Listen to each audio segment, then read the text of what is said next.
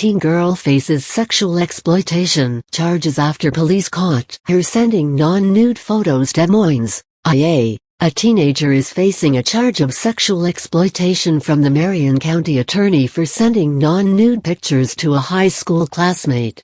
The teen, named Nancy Doe to protect her identity, was caught up in a sexting investigation earlier this year, where law enforcement found nude and semi-nude photos sent by male and female students at Knoxville High School.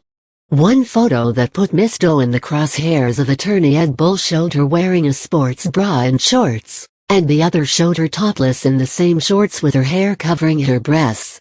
In response to this bewildering prosecutorial aggression against the freshman student, the American Civil Liberties Union (ACLU) of Iowa filed a federal lawsuit to block Bull from filing the charge. The ACLU states that since the photos were not obscene, they are protected as free speech under the First Amendment. The civil rights organization is going further by arguing that the law allowing for this sexual exploitation charge is outdated and discriminatory, especially considering the fact that a male sending a photo of his chest exposed would not face similar charges. Boys would not be prosecuted for taking the exact same picture that Miss Doe is, said Glenn Downey, a Des Moines civil rights lawyer who filed the lawsuit and is now partnering with the ACLU.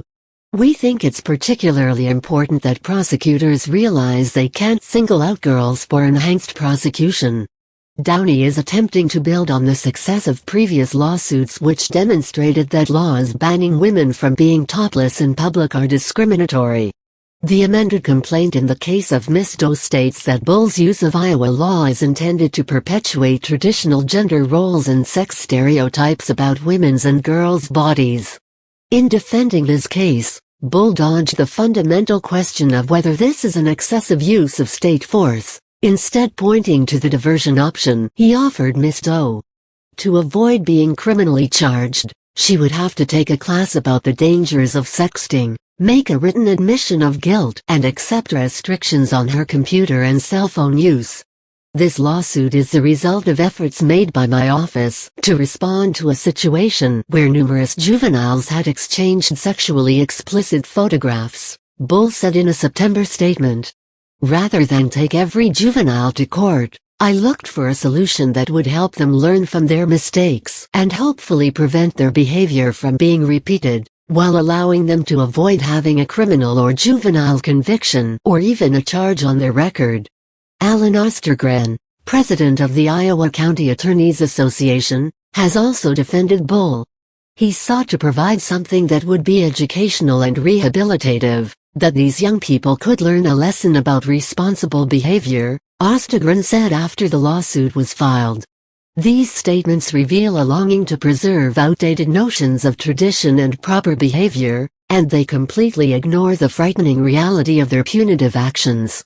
Here we have a kid making her way through the trials and tribulations of high school, developing herself to meet the challenges of adulthood, who was suddenly targeted by government for behavior deemed inappropriate and criminal. Such a ruthless intervention in her life would do far more damage than any pictures she sent to a classmate and preempts the right of the parents to raise their child in the way they see fit. The Does are reasonably concerned that the pretrial diversion program would have a harmful effect on their daughter's self-esteem and punish her for doing something that was hardly obscene or against the law, Bettis said in a news release. They do not want her to be labeled or shamed for her behavior. Bull said he will not prosecute the teenage girl while the ACLU lawsuit is pending. Perhaps during this time, he can reflect on whether his own behavior in going after this kid is responsible. Quotes.